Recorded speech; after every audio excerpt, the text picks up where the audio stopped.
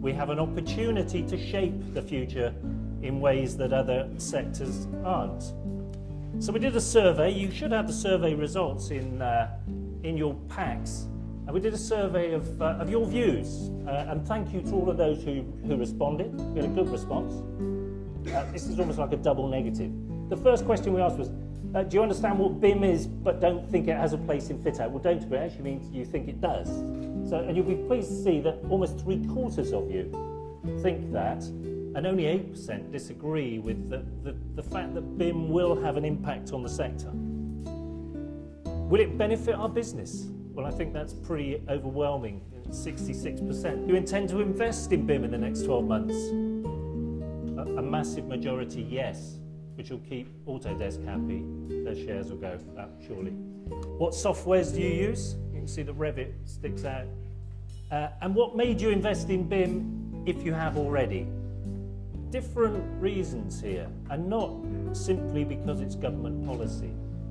But actually, if you couple government policy and client demand together, that's over 50% saying, actually, there's a push for us to use it. But interestingly, 40% believe that it's going to deliver competitive advantage, which is encouraging. For the manufacturers, over 3/4 have yet to produce any BIM objects. Now, if we then look at the barriers, it's a mixed bag. And probably a lot of that has to do with it's a bit difficult and we don't know where to start.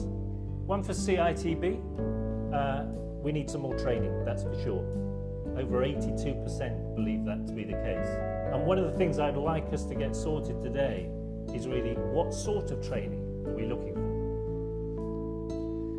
So why are we here? I think when we looked at the barriers, it's clear that to many of us, BIM is really a foreign language and full of roadblocks, and we don't quite know where to go with it.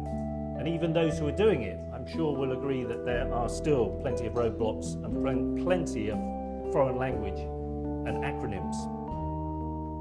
And if we're not careful, in the fit-out sector, we'll end up with a dog's breakfast of a solution. That's usually the case. That benefits nobody. Who in this room could afford to knock 20% off their prices and still be profitable? Would you like to put your hand up? Oh, I knew you would. That's the government's stated aim. Now, who thinks that in 2016 a government minister won't stand up and say, we've achieved our aim of 20% cut in the capital cost of our projects? And who believes that actually that may well not be achieved through BIM, but just through standard ways they do it now? So the challenge to us is actually to be able to deliver that without hitting our bottom line. Because at the end of the day, we don't want to be the people out of pocket.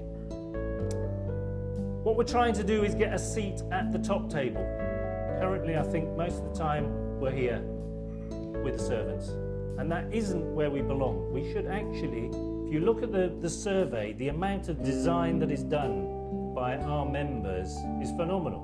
Therefore, we deserve a seat at the top table.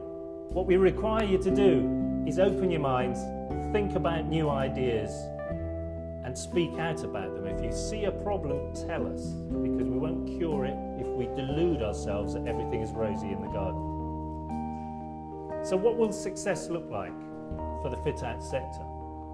Well, I think we have the potential to deliver buildings or the built environment to this type of standard.